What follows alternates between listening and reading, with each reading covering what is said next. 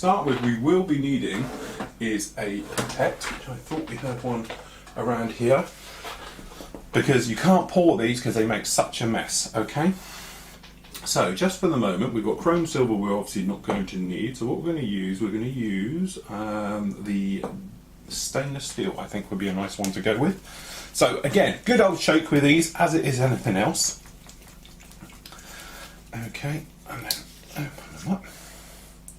Okay, and immediately you can probably see in here the colour of it is, as I say, very sort of different to how you would imagine. Sometimes you look at them and you think, oh, you know, that's a nice colour. With these, don't tend to take too much notice. It tends to be, you'll get a hang of it. Okay, so we're just pulling a bit up into the colour cup.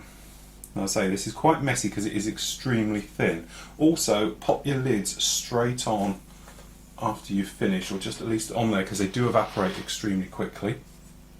So what we'll do, we're just going to come down here, okay, and we're just going to spray the back end up halfway, and as you can see, it covers exceptionally well. It's pretty quick. We don't have any trouble with it at all. It's got good coverage. It's not like say Alclad, which takes a little bit of sorting out. The other thing to remember, obviously, with these paints is they are extremely smelly, so make sure you're working in a well ventilated area when you're spraying these things. So what we'll do, we're just going to build up one right behind here. Now I'm not going to spray the inside of these, because obviously we're going to be putting acrylic rods up here for the actual aircraft itself. So that's the first colour on. So we'll stand it up, and then what we're going to use, that's the stainless. We're going to use the aluminium up at the front end. So again, good old shake. And because these are great for painting in, you should find that you should be able to mix your colours quite easily. So we just pop that one in, and we just suck it up and pull it down a couple of times, just like this, to mix it. As I say, don't worry about thinning it, anything else like that. It's ready to go straight from the bottle. As I say, just they are a little bit messy. So all we're going to do, okay, and we're just going to, as you can see, great vibrant colours, and they cover extremely well. So this is obviously just a rough one. You would probably take a great deal of care on this.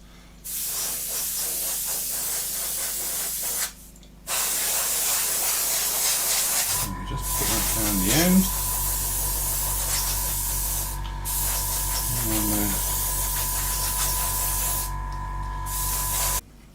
Okay, so with the engine parts absolutely done now, as I say, we've just done a basic job on this. If you want to see how we did these engines to get them like this, then obviously just have a look at the Metallizer buffing paint little tutorial, and I talk about how I do my sort of buffing paint, but really it's irrelevant to us because you're not going to see them.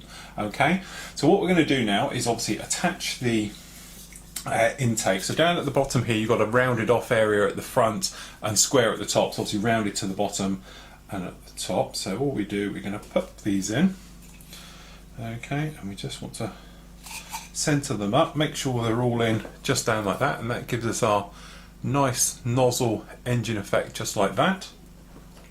And then what we'll do is just going to come along, grab some extra thin, and just touch and flow, let the capillary action take care of all the work. Okay, round it just like that. What we do is pop this one out of the way. Okay, so how are these going to fit in? Dead simple. There doesn't seem to be a relatively left and right to this. Okay, so this one's already glued up already, so all we're going to do, we'll just bring you out a bit so we can get all this in. We've got it in like this, so we're just going to seat it down and in, and then the engine comes back, and have a look, see how it sits. If it doesn't sit exactly how you are hoping, try it on the other side. And that does sit a lot better. So there is a sort of left and right to this, it's just it's a little bit all over the place the way it actually sits. And then at the front we need to make sure it's all in and sitting in correctly. So there it goes in there like that. So when you look up from the underside. See much light up there. You can see roughly a bit of a compressor blade up there and everything else, and we're pretty much seamless. So what we're going to do, taking the extra thin, we're just going to come round and drop it down each one of these sides, so the capillary action carries it to the underneath and holds it in place. Again, it's a real shame these lovely engines won't be seen. Okay, so we're just going to glue those into place like that. Okay, small faux pas, we've just put the engines in up the wrong way, so they've got to go in up the other way. So luckily it's just before we're all set to firm in that, so we're just going to pop them in, and we're just going to grab a little bit of super glue just over these top seams, just to lock them into place, and we just drop a little bit of glue just down in those areas just to lock it in. Tiny bit of kicker just to speed that up and to lock those in. So obviously those nice details really go on now because they're on the bottom, but if you wanted to, as I said before, you could open up these bottom sections, have them open and have that engine showing through. Unfortunately, it doesn't show about it on the instructions. Now, we haven't put the main gear wells in here, okay, and that's because obviously what we're going to do is put in the gear up. Now, but what we have noticed is when you come along and you put the top on, which goes on something like this now, looking very, very nice, okay, there's not much area for the actual gear to go into. You do have to make up those inside wells. So what we're going to do, we're going to get the main gear wells made up and dropped in, do no detail works, obviously we're not going to see it, and then we'll get these two ends buttoned up and really start to push on with the build. Okay, so you might see a slight difference here. What we actually did was put the engines in upside down, a bit of a schoolboy error, so what we've had to do is undo them and put them up the right way. So obviously all those bits and pieces, the nice bits, go at the bottom, which leads me to believe it'd be really nice to come along on the underside here and cut open these two areas, which then swing open to reveal that bay. Something, if you want to do some nice little detailing on this one, you could do it, and certainly scratch building with more wires and things like that would really work exceptionally well. Next up, now it's not really important to obviously myself because we're doing this gear up and everything in, and there's no reason you need to do it. You could get away without putting it in, but just to give it perhaps a little bit more rigidity, we're putting in the main gear wells. They go together, as you'd imagine, pretty straightforward. And then we've got these guys which are going to go in here, and as I say, they are a nice click fit. It all goes together very nicely with no real issues at all. So we just pop a little bit of glue just down on here.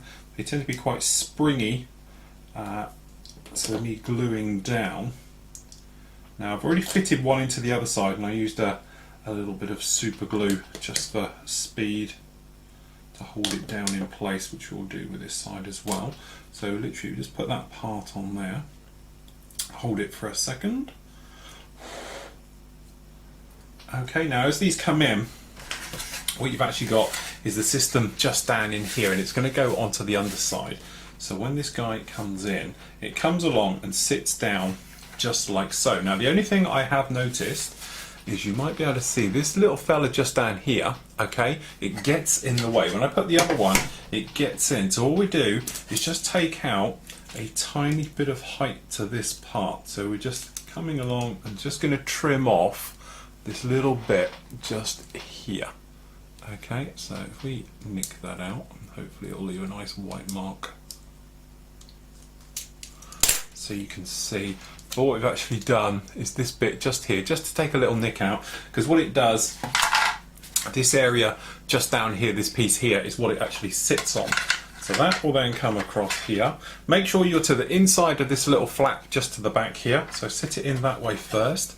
And you'll find it all goes in, and if it's anything like the other side, just clicks in. But with that bit up just there, it makes a gap. So when you look at it from the underside, you've actually got a gap showing around under here, just down under this inside area down there. So that just takes care of that, makes it a lot nicer join. Now just for speed, I'm just going to tack this in place with a tiny bit of super glue.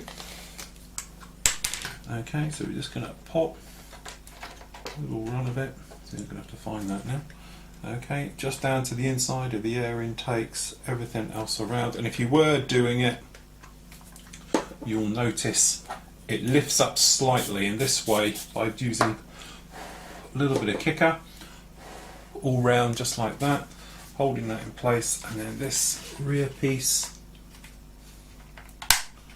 sits in, hopefully.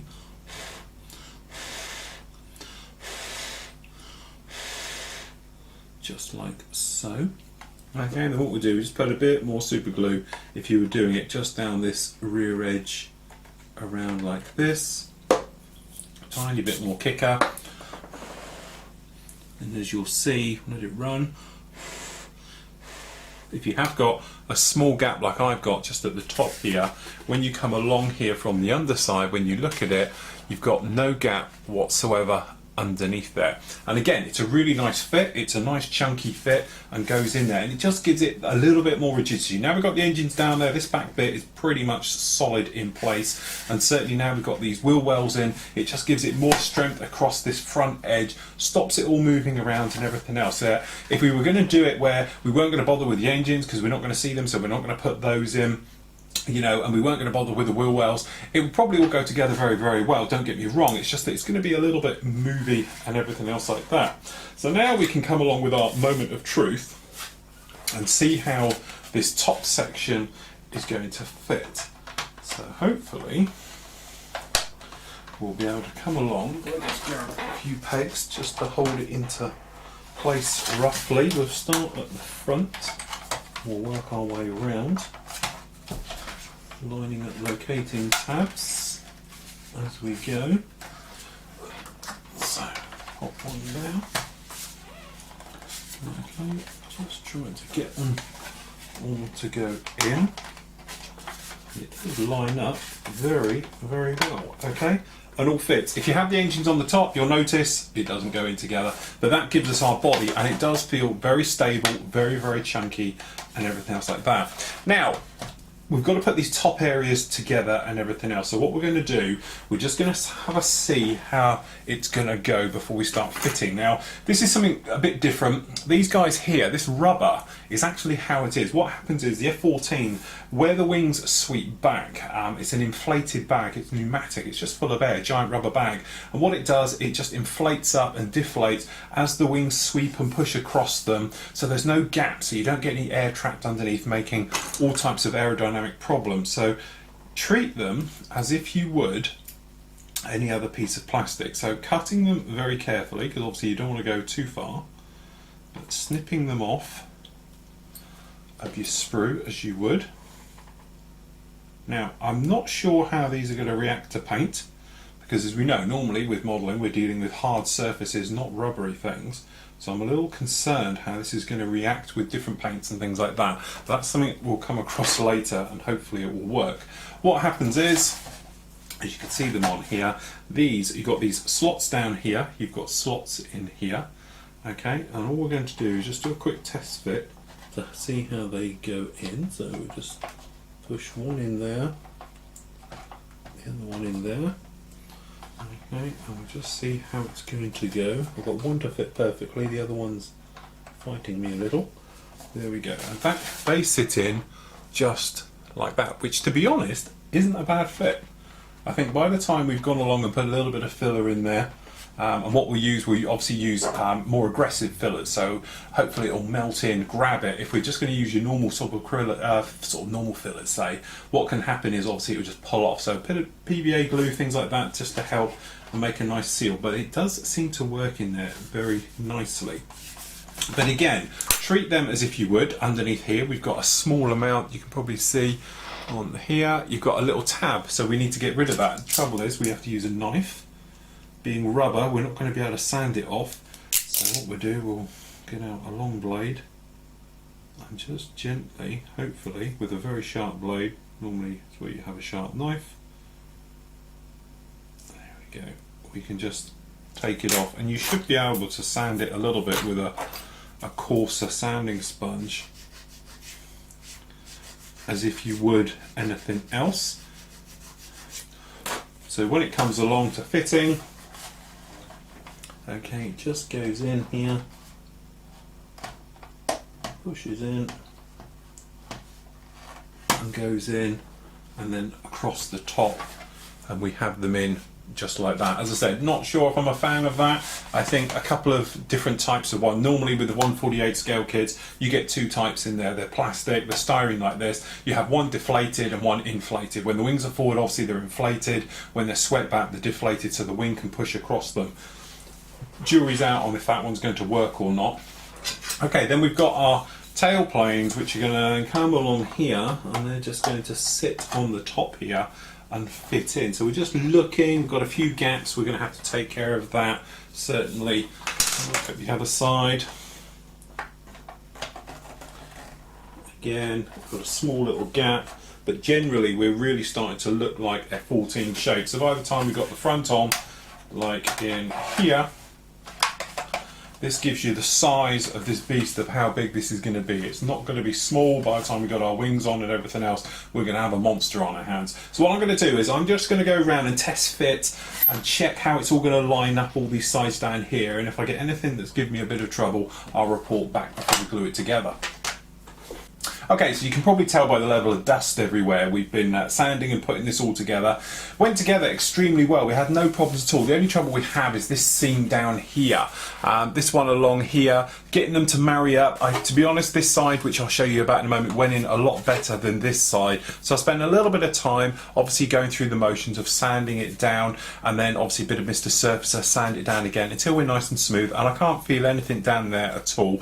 Got to pop the panel lines back in, mind you, but that's something we're going to do. We're going to do all the panel lines and rescribing and touching up, well, the majority of it at the end when we got it together as a whole, because we've still got to get the front on and various other sections, so I can't see the point of really going round. That way we can get it all together as a lump, go round, take care of any gaps, joins, seam lines, things like that, and then obviously we can then just come along and pop everything in one go. So hopefully this is glued at the back now, so we can take them off, because getting these to join up down the back here is a bit of a pain. It's going to take a little bit of sanding and filling to get in there. I'm not sure if it should be bent down a little bit, perhaps to get them to marry up, but it's the only area it didn't seem to go in well. Apart from that, all went fine. These little areas, these joins down here, as you can probably see on this side, they're the ones that need to be a little bit more care taken of, just to pop these in and get them in. So what I did, a little bit of super glue on the inside and physically held it each side like this, holding it together, let the glue go off, and that gave me a nice seam down here. So when you're doing large seam lines running down this side, obviously as you can see I've got a little bit of Mr. Surfacer in there. And then what we're going to use, using a courses standing stick, it's sometimes better just to get in there and work your way through the grades than it is to really mess around, seeing how it is, not quite sure. I tend to use quite a coarse sanding stick.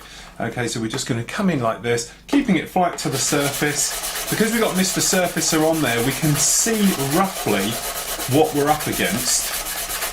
Okay, and then we're just coming along 45-degree angle, down here, taking a little bit more, 90, so we get this front edge in nice. Okay, as you can see, the Mr. Surfacer disappearing, which is always a good sign. Obviously, you're not too worried about getting rid of it totally, because you know you're not going to get a lot off. So we just clean out every now and again your file. And say, with these files, they're self-cleaning, so they don't clog up too often. If they do, just rub it on your jeans. Okay, so we're coming in. I'm worried about that rubber a little bit, so I'm avoiding it. But as you can see, we're just going to come around. I'll just do this area down here. Okay, so you can see we've got a little tiny bit of filler going in, but that's good. A little bit at the top here, so we just nip that off. Now the rubber's all in there quite hard and been glued in place, so it should be quite strong in there. Okay, but you see, then all we do, we'll flip over to the finer side, this area, work our way through the different grits. Okay, just like so, and then obviously we come along with an even finer one. And what these are doing is taking out any, obviously, imperfections in the plastic, but also what they're doing is they're taking out all the scratches you make with the previous grit, then in with the fine. Just like so, and then finally you've got your sponges, because obviously we'll get the curve back in, and those tend to get in all the little areas. Okay, just like so, and then we're coming in green side first, in like that, Okay, then the white side. And that gives us our very nicely polished in areas. You can probably catch it in the light. Very nice, totally smooth, can't feel anything there at all. What I do like to do though, once that's on there, come along with a little bit of extra thin, okay, then all we do is brush it along the join. Now, method in the madness here, what I like to tend to do is when you've got it down, it's gone a little bit thin, by popping a little bit of glue in there like that, as you can see it just welds it all together. If there is a tiny little seam, it will help join it together, because if you are getting thin on plastic, the last thing you want to do is go right the way through, and perhaps if your glue wasn't all the way down there, it could open up the join again. That stops that from happening, and then all we have to do is come along with the green and the white side and polish that out. So I'll take care of that one, but eventually you should end up with, like on this side, where it's all done. To be honest, this was the nasty side. It's all totally smooth. On the Tomcat, you're going to have certain areas where you want them to be right. That's one of them, because although we're going to have the wings folded back, because it's on a flat, you can see it. And I was saying, you get these big areas where you can see where they are, you want them to be good, and that is definitely one of them. So making sure that one's done correct. The other thing as well, we had just up along here, another important area. We don't need quite a course of sanding sticks, so we'll come in with quite a fine one, keeping it flat on there. If you've got a little seam running in here, we're going to sand that out as well. Okay, so you want that to disappear. You can see obviously filler in there, but because it's on a curve, what we're going to do is pretty quickly switch to a sponge, and that will keep that wrapped over. Okay, so you've got to do the front bit as well. And then again, just working through in with the green to polish it. Okay, then in with the white to give you a nice finish. So we've got it in there. Now if you can see it still slightly in there, then what we need to do is obviously sand it a little bit more. So it's just this area right here. Take it down, back in. Light sponge, we're not digging away. Let the sponges and everything do the work. You know, that's what they're there for, okay? Then with the green, then the white. We can polish it all up, and that's gone. And a nice finish. Again, a really important area to do. We've got panel lines now that obviously stop. We're going to want them to carry round, but again, we'll do those at a slightly later date. But that's one's in. So as I said, we've got rubber bit to go on down in here. Very straightforward, super glue, couple of drops down in here, it sits in. Now the thing with it is, because it's rubber, be careful if you're coming near it with cellulose thinners, because it will melt, okay? But to be honest, this one, that's the way I did it. Placed it with super glue, a little bit of Mr. Surfacer around to take care because I have little gaps on it. Came in with a cellulose thinner, it starts to turn black on your cotton bud because it is melting the rubber. Quite handy though, because it gives you a nice seal, it actually joins in. On the other hand though, just be a little bit careful because you don't want to melt all your way through. So basically that is it now. We're quite happy with how this turned out, and to be honest it is. Now it's all together a really strong lock tight system. It is very, very firm, and I'm glad now we've taken the time to put things like the wheel wells in, because this does strengthen up this leading edge area as well. It could have been a little bit floppy, and to be honest I would advise putting them in even if you are doing gear up, because obviously you've got the wing section is going to be hanging on this. They are quite large wings. I've got one done, I'll show you in a second, like this, and when these are going to be hanging on there, especially if you're in the wing out position, that's a lot of weight going to be on there, and it could make pull down the sides. With those front main gear wells in there like that, it holds it all very, very strong because it's holding the top and bottom parts together. So anyway, what we'll do, we'll get the other part of the rubber section on there, and that is really the front fuselage finished off. I'm not going to worry about the tails for the moment. We're going to come back and put them on afterwards, because what I'm going to end up doing is knocking them off or something else like that. And then if you're obviously going to be doing something with a colourful tail, it's a lot easier to paint them afterwards. So moving on, the wing section. Beautifully done, nicely detailed, and there's some nice little features on this we'll talk about as we go through. What makes it though is that it's quite a complicated setup to get together. So what you end up with is more parts than this. You've got another two parts as well, because we've got the wing section here. This is just two halves put together. Now if you're going to be doing it in perhaps the with the slats and the flaps out, you've got little pegs that have to go on the front here, and then obviously the front slat that hangs forward will actually go onto that and hang onto it, but you're going to have to put them in these holes to go right the way through. But from our point of view, because we're doing this wings folded and swept back as if it's speed, if you're doing it stowed, obviously you want them shut as as well. The front section will just glue straight on the front. Just be careful, again, you've got a seam line running down the front here. Just take your time with it and make sure that you've got it actually rescribed in the front edges and things like that. So, this rear section, how it goes together. First of all, you've got this guy here, which if I call out the part numbers to you, it might make it a little bit easier. Okay, which is part number C10. Okay, or obviously for the other side. That's important to get in first because you've got these little U-shaped brackets on there, and that's how it's going to fit actually in here. So it goes in all the way down like that, and that's what builds up this bottom section. So we need all those to go in first. Okay, and then it just locks in something like that. Okay, and just brings it all into place. This top one's always a bit of a tricky to fit in. It was on the other side. Now it does self-sit. Okay, but what we're going to do is just come in a couple of drops of glue. We're just going to poke it in these areas just down here to hold it in position. So we're going to go on. Now, the great thing with these, as I said, you can have them up or down. But the other nice little touch with it is, to get in here, what I do is just pop a pair of scissors in and hold it down. Because of these, you can actually say do them in situ. So if you want to do, you can make a nice diorama of it taking it off, approach, something like that. So you can have the flaps and slats in any position you want. You can also have the ailerons, which are on the top of the wing on the Tomcat, in any position as well. Now, originally I did think, right, okay, I'm going to use this feature for what we're doing with an in-flight diorama and have it positioned in one position or another, perhaps having one up. And what these are is these little guys here, okay, and they're going to fit on the top of the actual wing up here, obviously causing drag on that wing, you know, and then obviously pulling it round. But the thing is, they're not exactly nicely done. There's no detail when they're up. You can see straight down through them and everything else. So I'm actually going to do them in the closed position, and we're going to just look like it's in a high-speed turn. I don't think they're particularly used. Tailplanes do 90% of the work when it's at speed. So anyway, making sure those are all in position. What you can actually then come up with is you've got a lower part of the flap system, which you'll find just locks in just like so. That's dead simple. So what we're going to do, we're just going to come along with a little bit of glue and just glue it in position just like so. Okay, that's our reference then for the main one going along. And then this main one just comes in and pushes in. So you just want to touch him in at the top to make sure it's sitting correctly at the top. Okay, it's sitting correctly at the bottom.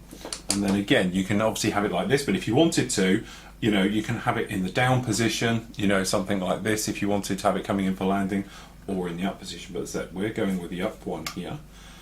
Okay, so just make sure we're happy in the top and bottom. So we're just going to place glue in here and down in here.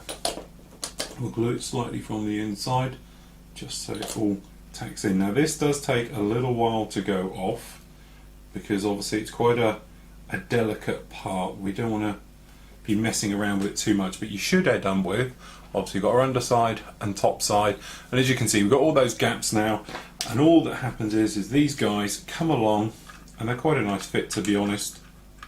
They'll just pop in, so I'm being a little bit careful because I just want it to move, and they sit in the top like that, and then you obviously run them along. But if you wanted to, what we're saying is that you could come along and have them in the up position, which is that one there. You know, you could pop them in the up position, have them up, something else like that, and then that way it'll give a nice effect, because the control surfaces will give you that extra dimension of movement on your model.